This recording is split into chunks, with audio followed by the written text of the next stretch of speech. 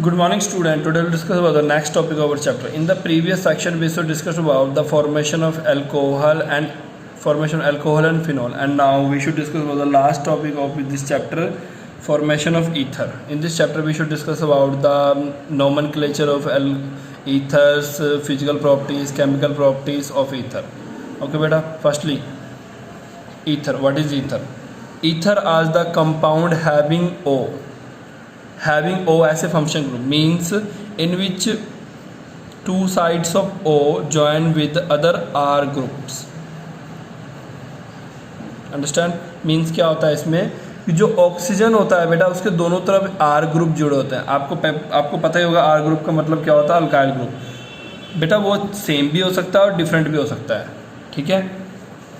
अगर वो are group same हुआ, अगर जो दो आर ग्रुप जुड़े हैं इसके दोनों तरफ, अगर वो सेम हुए तो बेटा उसे बोलता है सिमेट्रिकल ईथर्स. और अगर वो अलग अलग हुए, ठीक है, अगर वो मान लो अलग अलग हुए दोनों आर ग्रुप, जैसे कि ये है CH3 और C2H5 CH3 हुआ, तो इनको बोलेंगे अनसिमेट्रिकल ईथर्स. ठीक है.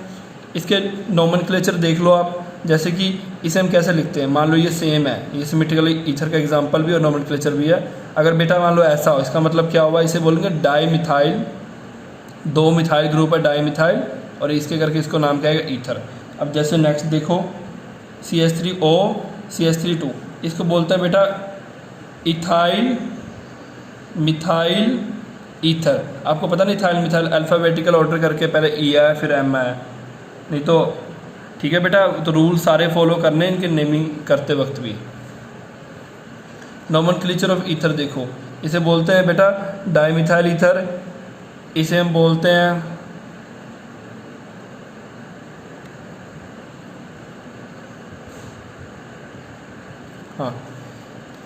इसे बोलते हैं डाईमिथाइल ईथर. इसे बोलते हैं इथाइल मिथाइल ईथर. ठीक है बेटा. इसी तरह बाकियों को भी नेम है. ठीक है. तो पेपर में बेटा नोमेनक्लेचर भी आ सकता है 1 नंबर का, जो इसका मेन है. शुरू करेंगे अभी, पहले हम करेंगे शुरू आइसोमराइजेशन इन ईथर्स. जैसे बेटा ये भी सेम है, एक का आप कर लो, किसी भी एक टॉपिक कर लो, चाहे प्रीवियस जो चैप्टर में से एक का कर लो, बाकी सबका सेम है. क्या है चेन आइसोमरिज्म. इसमें क्या होता है same alkyl group on other side of oxygen लगाओ बट डिफरेंट अरेंजमेंट. मतलब कि दोनों ऑक्सीजन के दोनों तरफ जो अल्काइल ग्रुप है वो सेम हो, मतलब कार्बन भी सेम हो, उन पे हाइड्रोजन की काउंट भी सेम हो, बट उनका जो अरेंजमेंट है वो अलग अलग होता है. जैसे कि बेटा ये देखो, एक ये वाला हो गया. सेकंड में देखो क्या है, इस तरफ देखो 1 2 3 4 कार्बन लगाने. इसमें क्या है ऑक्सीजन के बाद 3 कार्बन, जो एक यहाँ बीच में से उठ के ना इस कार्बन पे आ गया. ये देखो सेम है ना, बीच में से उठ के इस कार्बन पे आ गया. इसमें देखो बेटा नेक्स्ट देखो, पहले इस कार्बन पे था, उठ के इस कार्बन पे आ गया. मतलब कि कार्बन सेम है, हाइड्रोजन सेम है, ऑक्सीजन सेम है, बस इनके अरेंजमेंट डिफरेंट डिफरेंट है. फंक्शनल में क्या होता है, ईथर 2 और 2 से ज़्यादा कार्बन होता है फंक्शनल. 2 और more carbon items are the functional isomers of alcohol. इसका एग्जांपल देख लो बेटा. अगर CH3O CH3O, इसको बेटा डाईमिथाइल ईथर भी बोलते हैं ना. हमने जैसे पीछे पढ़ा था, इसे क्या पढ़ा था, ये देखो आपने जो पीछे में पढ़ा था, इसको पढ़ा था डाईमिथाइल ईथर पढ़ा था ना यहाँ पे, डाईमिथाइल ईथर. तो इसको देखो हम क्या बोल सकते हैं, मिथॉक्सी मीथेन भी बोला जाता है. इसको क्या बोला जाता है, मिथॉक्सी मीथेन भी इसे नेम दिया जाता है. ठीक है. इसे मिथॉक्सी मीथेन भी नेम दिया जाता है. नेक्स्ट देखो, इसे बेटा इथेनॉल बोला, इसे हम इथेनॉल बोल सकते हैं, इसे मिथॉक्सी इथेन बोल सकते हैं. ठीक है बेटा. तो इनके नेम एक जैसे भी होते हैं, एक से ज़्यादा भी होते हैं. ठीक है. अब जैसे मेटाबॉलिज्म में क्या मतलब क्या होता है, सेम मॉलिक्यूलर फार्मूला हो बट डिफरेंट. मॉलिक्यूलर फार्मूला तो सेम हो, मतलब कार्बन हाइड्रोजन इसमें भी सेम हो, बट दोनों तरफ में जो है, दोनों तरफ के ऑक्सीजन में जो है, देखो सबसे पहले में क्या था कि फार्मूला भी सेम था, बट जो ये एक CH3 था इस तरफ मूव कर रहा था ना, इस तरफ नहीं जा रहा था. बट इसमें क्या है कि फार्मूला तो सेम हो, बट ये इस तरफ का इस तरफ भी जा सकता है, और ये दोनों ऑक्सीजन के दोनों साइड भी मूव कर सकते हैं. जैसे इसमें देखो एक ये हुआ और ये हुआ, डिफरेंट है. इसमें एक CH3 इस तरफ चल गया. ओके. अब देखो फर्स्ट क्या है, प्रिपरेशन ऑफ मेथड. फर्स्ट है प्रिपरेशन मेथड. फर्स्टली है dehydration of alcohol. Alcohol undergo dehydration in the presence of protonic acid such as alcohol, अब देखो अल्कोहल अंडरगो डाइहाइड्रेशन, मतलब हम क्या करते हैं, ईथर कैसे बना सकते हैं। ये बोल रहे हैं कि alcohol undergo dehydration in the presence of protic acid, protic acid जो H पॉजिटिव दे सके हमें, ठीक है। तो such as H2SO4, H3PO4 etcetera. और ये हमें क्या देता है बेटा, ये हमें ईथर भी देते हैं और एल्केन्स भी देते हैं। अब बेटा इसका रीजन है कि ये कब ईथर देगा कब एल्केन देगा। एक चीज़ याद रखना, जब भी आप चाहे H2SO4 डाल रहे हो, दोनों में H2SO4 डालना, बट इसमें मेन कौन डिपेंड कर रहा है बेटा, टेम्परेचर। जब भी इसमें टेम्परेचर 443 होगा, ठीक है बेटा, ये एथीन ही बनाएगा, इथीन ही बनाएगा, ठीक है बेटा।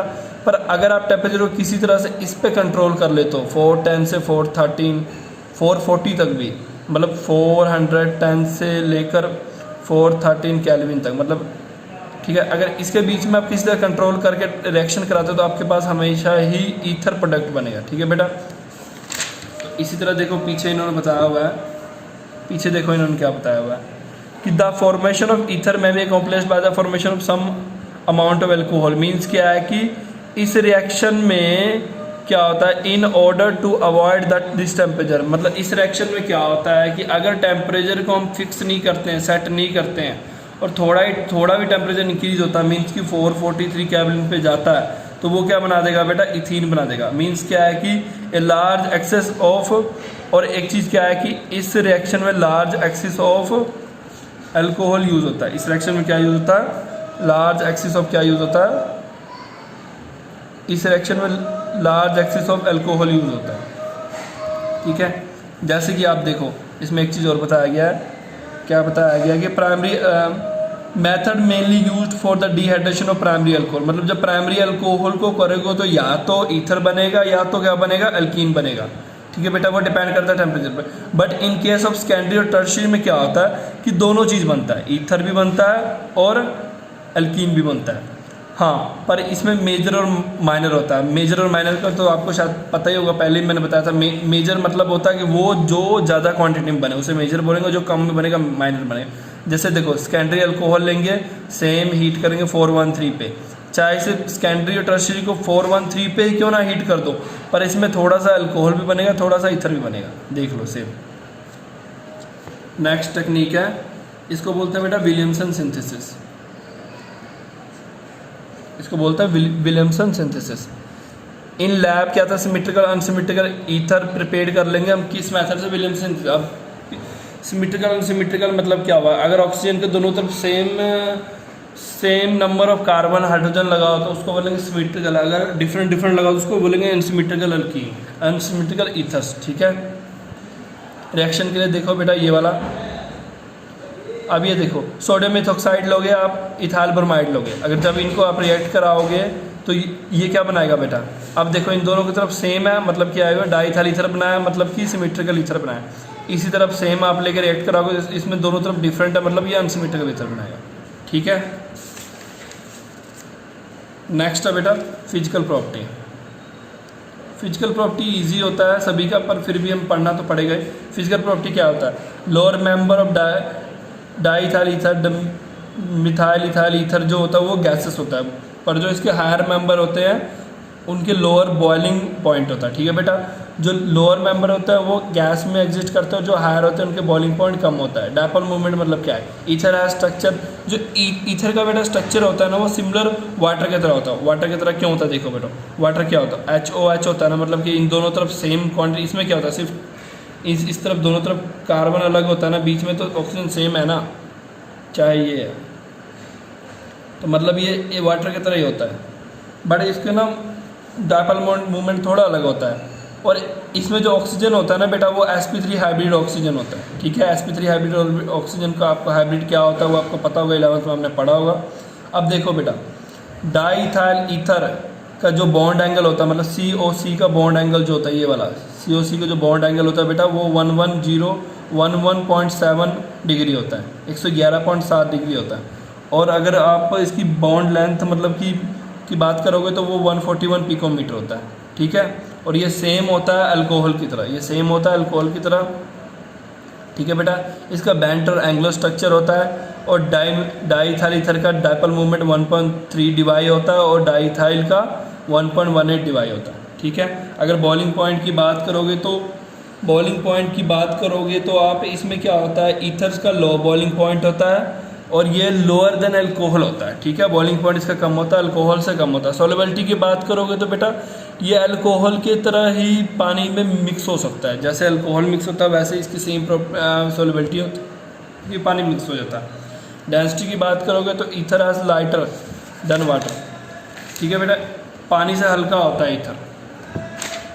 अगर आप बात करोगे बेटा केमिकल प्रॉपर्टीज ऑफ ईथर की, अगर केमिकल प्रॉपर्टी ईथर क्या होता है बेटा, क्विक इनट मतलब क्या होता है, ये जल्दी किसी से रिएक्ट नहीं करता है और स्टेबल कंपाउंड बनाता है, ठीक है बेटा। पहले रिएक्शन देखो, एक्शन विद एयर, जब भी क्या होगा अगर ये एयर से रिएक्ट करे तो ये क्या बनाता है बेटा, पेरोक्साइड बनाता है, याद रखना। पेरोक्साइड क्या होता है आपको मैं बता देता हूँ, ये होता है पेरोक्साइड, ठीक है बेटा। आपको पता है ना H2O2 हाइड्रोजन पेरोक्साइड, ये वही है। अब देखो जब एयर से रिएक्ट करेगा, ये कहता है on the exposure of sunlight ether slowly react with oxygen और क्या बनाता है, हाइड्रोपेरोक्साइड और पेरोक्साइड, ठीक है बेटा। अब ये देखो आपने ईथर लिया, ऑक्सीजन से रिएक्ट कराया, किसके प्रेजेंस में, लाइट के, तो ये क्या बनाएगा, पेरोक्साइड, ठीक है। पेरोक्साइड मतलब क्या हुआ कि इस वाले कार्बन और H जुड़ जाएगा एक, ठीक है। पेरोक्साइड क्या होता है बेटा, अनस्टेबल कंपाउंड होता है और हेडाजियस होता है, मतलब पेरोक्साइड क्या होता है, अनस्टेबल कंपाउंड होता है और ख़त्म थोड़ा सा हमारे लिए डेंजरस होता है। अगर आप ये रिएक्शन कर रहे हो, अगर पेरोक्साइड बन जाए बेटा, कहीं गलती से भी आपका हैंड उस पेरोक्साइड आपके हाथ पे थोड़ा सा भी ड्रॉप पड़ जाए ना पेरोक्साइड का, तो वो क्या करेगा, आपके स्किन के साथ रिएक्ट करके स्किन को गलाना शुरू कर देगा। वो पेरोक्साइड बहुत डेंजरस होता है, अगर प्योर पेरोक्साइड है तो बहुत डेंजरस है।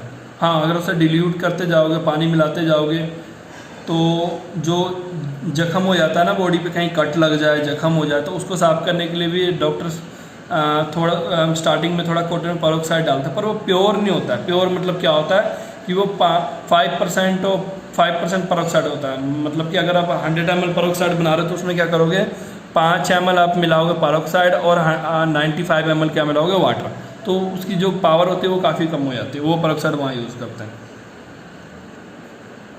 और सीरियस एक्सीडेंट हो सकता है अगर आप इसे सही से यूज़ नहीं करते हो तो। नेक्स्ट है एक्शन विद कंसनट्रेटिक एसिड, मतलब कि अगर एसिड के साथ रिएक्ट कराओ तो क्या होगा, देखो बेटा ROR, ठीक है बेटा, ये मान लो ईथर है, ठीक है। अगर इसे आप H2SO4 के से रिएक्ट कराओगे और ये क्या है, प्रोटिक एसिड है, पता है ना आपको, जो H पॉजिटिव दे सके। ये देखो जैसे कि H2SO4 को तोड़ोगे ना, H पॉजिटिव HSO4 नेगेटिव बनाएगा, तो इसमें क्या होगा, ये जो, क्योंकि आपको पता है ना कि जो ऑक्सीजन होता है बेटा उस पर 2 लोन पेयर होते हैं ऊपर नीचे, ठीक है ना। ये ऑक्सीजन होता है बेटा, उसमें 2 लोन पेयर होता है। इसमें क्या होता है, ये 2 लोन पेयर होने के कारण क्या होता है, अपने लुईस बेसिड और एसिड कंसेप्ट बेटा आपने पिछले चैप्टर में थोड़ा सा पढ़ा होगा। इसमें क्या होता है कि बेटा जो लोन पेयर दे सके वो लुईस बेस होता है बेटा, जो भी लोन पेयर डोनेट करेगा वो कौन होगा, लुईस बेस होगा, और जो भी लोन पेयर एक्सेप्ट करेगा वो कौन होगा, लुईस एसिड होगा, ठीक है बेटा। क्योंकि इस पे 2 लोन पेयर होता है, तो ये क्या करता है कि इससे मजबूर करता है इस एसिड को कि H पॉजिटिव इसे डोनेट करे, तो ये क्या करता है, क्योंकि इसके बाद लोन पेयर है, ये H पॉजिटिव इसे छोड़कर यहाँ अटैच हो जाता है, ठीक है। इसे बोलते हैं डायल्काइल ऑक्सीजनियम हाइड्रोजन सल्फेट, इसका नेम है, ठीक है। नेम ना भी याद हो तो कोई बात नहीं, अब जस्ट ऐसे लिख के आ जाना। अब नेक्स्ट देखो, अगर लुईस एसिड के साथ हो तो क्या होगा, वो बनाएगा इथरेट्स। अगर लुईस एसिड के साथ होगा तो अगर आज आप बाई चांस की डिफाइन इथरेट्स या रिएक्शन ऑफ लुईस एसिड, तो दोनों एक ही है। तो आपने लिखना है कि reaction of Lewis acid, Lewis basis ether form complex with Lewis acid. ये बोलता है कि अगर इथरेट का आ जाए तो आप लिखोगे Lewis basis ether form complex with Lewis acid such as BF3 ACl3 FeCl3, ठीक है बेटा। उस कॉम्प्लेक्स को बोलेंगे इथरेट्स। मतलब ये देखो बेटा, ये बेस है, ये लुईस एसिड है, ये क्या करेगा, इसका लोन पेयर अपने ले लेगा और कुछ नहीं करेगा। ये देखो लोन पेयर लिया ना इसने बस एक लोन पेयर लिया ना, बाकी ये जस्ट अनरिएक्टिव है।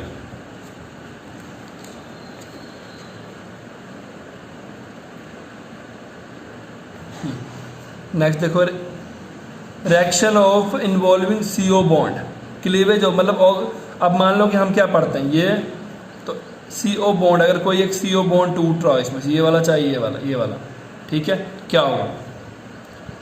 क्लीवेज बाय हैलोजन एसिड, और तोड़ने के लिए बेटा कुछ ना कुछ चाहिए ना, तो ये कह रहा है कि अगर उसके लिए हम हैलोजन एसिड यूज़ करेंगे तो क्या होगा?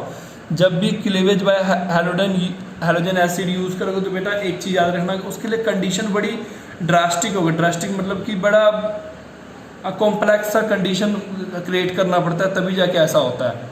और उसमें जो बेटा होता है अल्कोहल बनता है। ROR में जब HX डालोगे, एक्सेस में बहुत ज़्यादा क्वांटिटी में HX डालना पड़ता है, ठीक है बेटा, तब क्या आता है, ये RX बनाता है, ये बनाता है, ठीक है। इसका एक आप इसका एग्जांपल देख लो, अगर HI डालते हो, हाइड्रोजन आयोडाइड डालते हो, डाई इथाइल ईथर में डालते हो, हीट करते हो बेटा, इसमें देखो अल्कोहल बनेगा और आयोडाइड भी बनेगा, और ये बड़ी ड्रास्टिक कंडीशन में होता है। इसको बोलते हैं बेटा टेट्राहाइड्रोफुरान बोलते हैं, या THF भी लिख सकते हो इसे आप। इसमें भी ये सेम डालोगे, हीट करोगे तो ये प्रोडक्ट बनाएगा, ठीक है। इसके बाद देखो बेटा क्लीवेज बाय सल्फ्यूरिक एसिड, कुछ नहीं, आपने सल्फ्यूरिक एसिड के साथ क्लीवेज करोगे तो क्या होगा?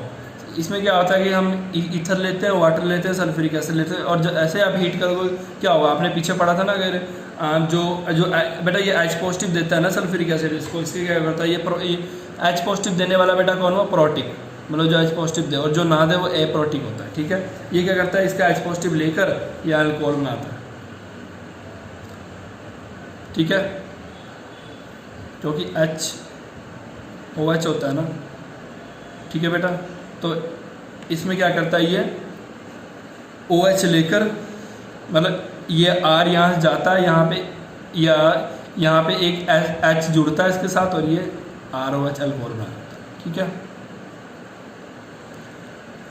ये रिएक्शंस समटाइम आपको बेटा टफ लगता होगा, क्योंकि आप सोचते हो कि यहाँ से ये जाता है और यहाँ क्यों ये जुड़ जाता है, यहाँ तो दिखाया कुछ नहीं किया बेटा। अगर वो स्टडी करना है तो उसके लिए हमें मैकेनिज्म स्टडी करना पड़ेगा। हाँ, क्योंकि मैकेनिज्म हमारे सिलेबस में नहीं है, तो हमें जितना है हम उतना ही करेंगे तो हमारे लिए बेटर रहेगा, और ये हमारे लिए ईजी भी रहेगा। सो कोशिश करो कि इन चीज़ों को बार बार, अगर इसको बेटा याद करने का एक ही वे है, बार बार लिख के देखोगे तो याद होगा, ऐसे नहीं, ठीक है बेटा। जो मैं बोलता हूँ जिसे समझना है वो तो समझना है, पर कुछ चीज़ों को याद भी करना पड़ेगा।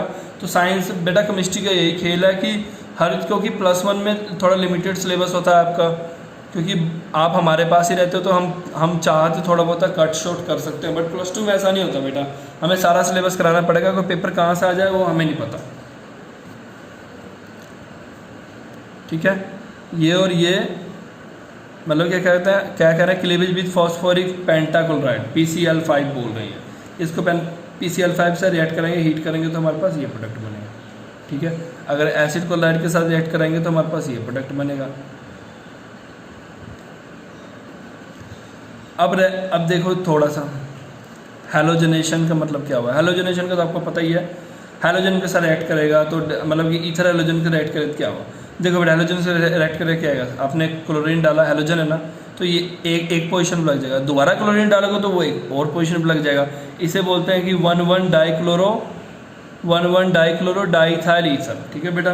दोनों तरफ के इस वाले कार्बन इस वाले, क्योंकि ये 1 पोजीशन पे, ये भी इस तरफ से 1 पोजीशन, इसलिए 1,1 डाइक्लोरो बोला इसे, ठीक है। और सब्स्टिट्यूशन ऑफ एरोमेटिक रिंग, आपने एक चीज़ बेटा हमने पढ़ा था ना पिछले वाले लेक्चर में कि ऑर्थोपेरा डायरेक्टिंग ग्रुप, ऑर्थोपेरा पोजीशन पे ही ये रिएक्ट क्यों करते हैं, बिकॉज बेटा जो चार्ज प्रेजेंट होता है वो हमेशा ऑर्थो या पैरा पे ही प्रेजेंट होता है, किसी और पोजीशन पे ये चार्ज प्रेजेंट नहीं होता है जल्दी, ठीक है बेटा। इसलिए ऐसे बोलता है ऑर्थोपेरा डायरेक्टिंग ग्रुप। और ये मैं दोबारा नहीं समझाऊंगा, ये पिछले लेक्चर में मैंने समझाया हुआ है कि ये कैसे रोटेशन हो रहा है, तो आप वहाँ से देख लेना। हैलोजनेशन ये हमारे लास्ट टॉपिक है, एंड ये लास्ट टॉपिक है, ठीक है बेटा। हैलोजनेशन का मतलब क्या हुआ, हैलोजनेशन का मतलब क्या हुआ कि आप ईथर ले रहे हो और उसको क्या रिएक्ट कर रहे हो हैलोजन के साथ, बेटा इसे बोलते हैं एनिसोल। एनिसोल का मतलब जब बेंजीन के साथ O और अगर OH लगाओ तो फिनोल होता है, अगर O के साथ CH3 लगाए तो एनिसोल बोलेंगे, ठीक है।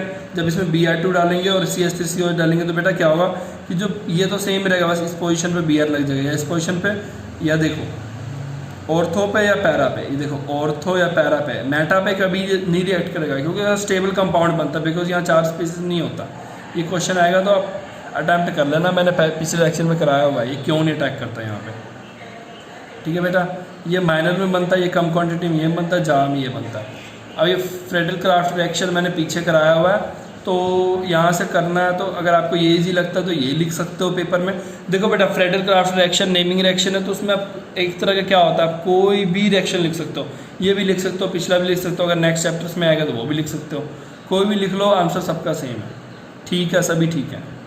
अब ये देखो, फ्रेडल क्राफ्ट अल्काइलेशन और फ्रेडल क्राफ्ट एसिलेशन होता है, ये दो तरह के रिएक्शंस होते हैं, अल्काइलेशन और एसिलेशन। एक अब दोनों में थोड़ा थोड़ा फर्क है, एक में मिथाइल क्लोराइड लेते हैं, एक में एसिड क्लोराइड लेते हैं। आपको पता ना एसिड क्लोराइड क्या होता है, मतलब क्या होता है कि एसिड क्लोराइड को हम ऐसे लिखते हैं, ठीक है, और एक होता है मिथाइल क्लोराइड सिंपल। जब भी एसिलेशन आएगा तो समझ लेना कि ये सेम होगा, इसके बीच में एक CO आ जाएगा। बाकी जो प्रोडक्ट बनेगा बेटा वो देखो, ये भी सेम है, ये भी सेम, ये भी सेम, ये भी सेम, बट बस थोड़ा सा क्या फ़र्क पड़ेगा, इसका CH3 यहाँ जुड़ जाएगा, देखो सब कुछ सेम है, और यहाँ पे कुछ नहीं होगा, बस ये वाला, यहाँ पे ये वाला पोजीशन जुड़ जाएगा।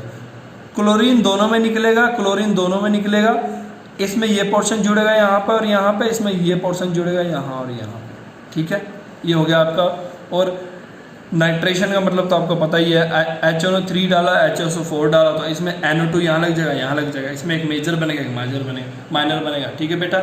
इसी के साथ बेटा आपका ये चैप्टर फिनिश होता है यहाँ पे।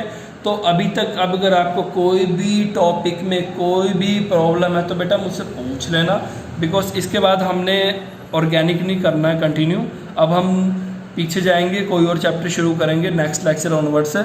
सो बेटा आप थोड़ा सा ध्यान दो इन चीज़ों पे। अगर आपको कुछ नहीं समझ आ रहा है तो बेटा मैं बार बार एक ही चीज़ बोल रहा हूँ कि नहीं समझ आ रहा है तो पूछो, ठीक है बेटा। और मैंने बेटा कॉपी चेक करनी है आप सभी की किसी दिन, ठीक है, और मैंने किसी दिन रैंडमली बच्चों को कॉल करके बोलना, वीडियो कॉल करके बोलना आपकी उन्हें कॉपी चेक करवाओ, ठीक है बेटा।